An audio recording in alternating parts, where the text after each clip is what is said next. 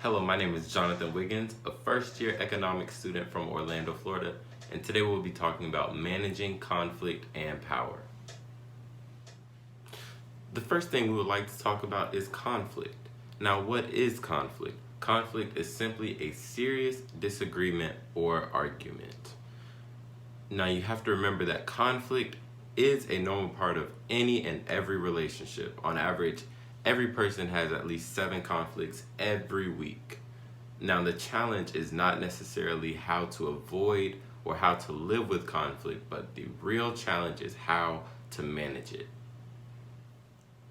Conflict begins with perception. Now, what's perception? Perception is the ability to hear, see, or become aware of something through your senses. When people Conflict begins with perception. Now, what is perception? Perception is the ability to see, hear, or become aware of something through your senses.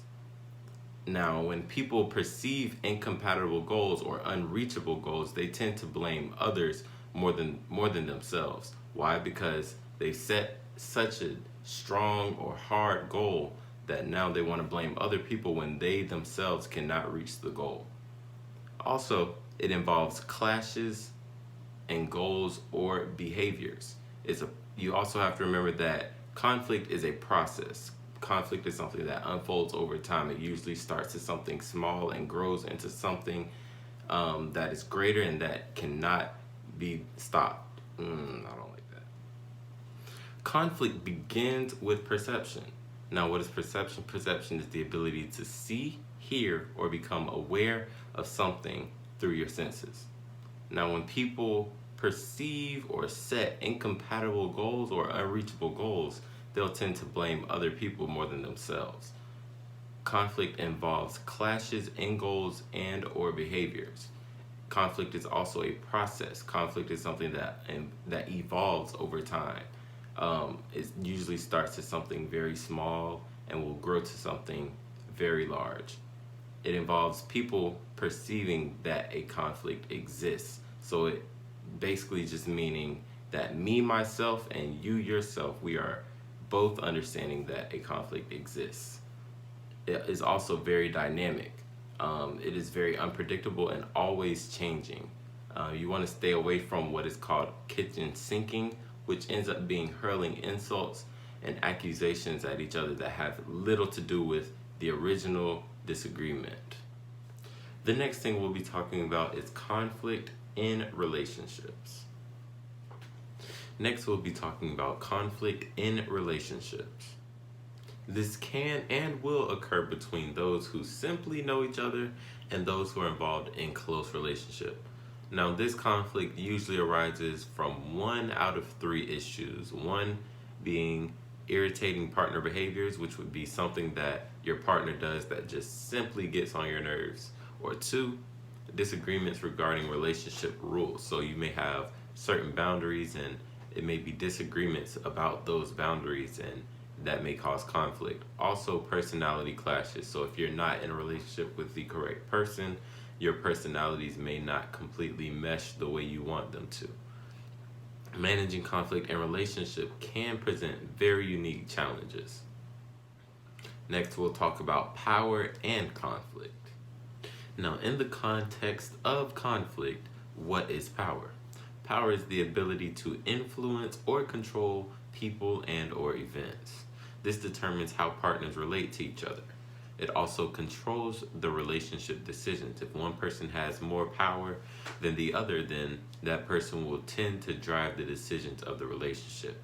Also, it decides whose goals will prevail during these conflicts because, same kind of thing, whoever has more power in the relationship will tend to drive the goals. Handling conflict. The next area we'll touch on is handling conflict. There are 5 different tactics to be able to handle conflict: avoidance, accommodation, competition, reactivity, and collaboration. Now, before we go into these, I want to state one simple thing.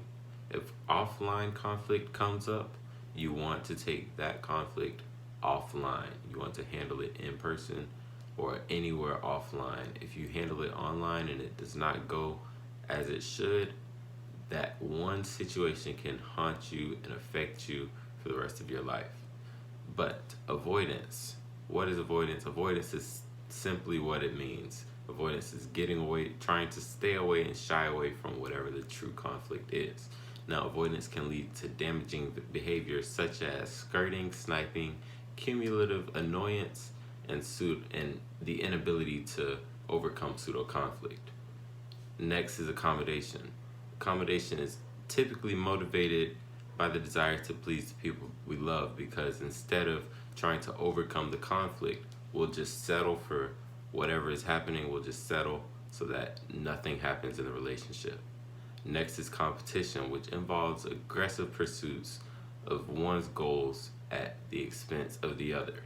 So this means we'll take our own goals and put them before the others in an attempt to overcome whatever it is they're thinking about their goals, but put ours first. Reactivity occurs as a negative, explosive response to conflict. So instead of you thinking before you speak, whatever comes to your mind at first, that is what it ends up being said, and it typically is not the good thing that you want to be said. And finally, we have collaboration. Collaboration is typically the best approach to conflict because it reinforces your trust in your relationship and builds relational satisfaction. Collaboration is typically when you and your partner will converse, figure out what is best for the relationship or the situation that is going on, and find the best solution to overcome it. Greetings, I am Soraya Brokenborough, a second-year information technology student from Eustis, Florida, and I'll be continuing the second half of this project. Now I'll be talking about culture and handling conflict in this lovely slide. Collectivistic cultures is when people are raised and they're often viewed direct messages regarding conflict as personal attacks.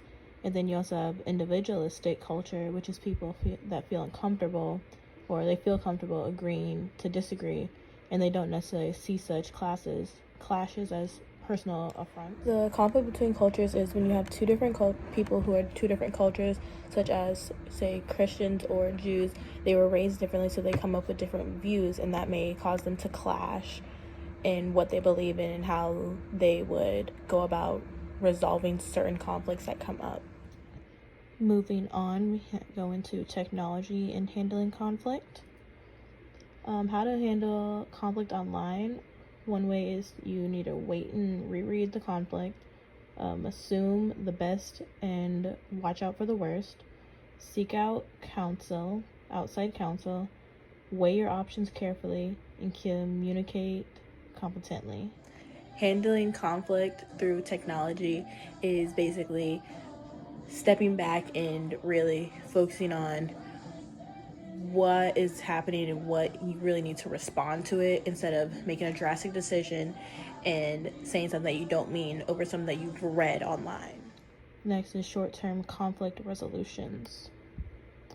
Short-term conflict resolutions is separation, domination, compromise, integrative agreements, and structural improvements. The meaning of short-term handling conflict is basically just for in that moment. Say that you're out in public and you have a conflict with another person. Your short term is to basically reassess the situation and to figure out how to solve it right then and there, but not for the long term.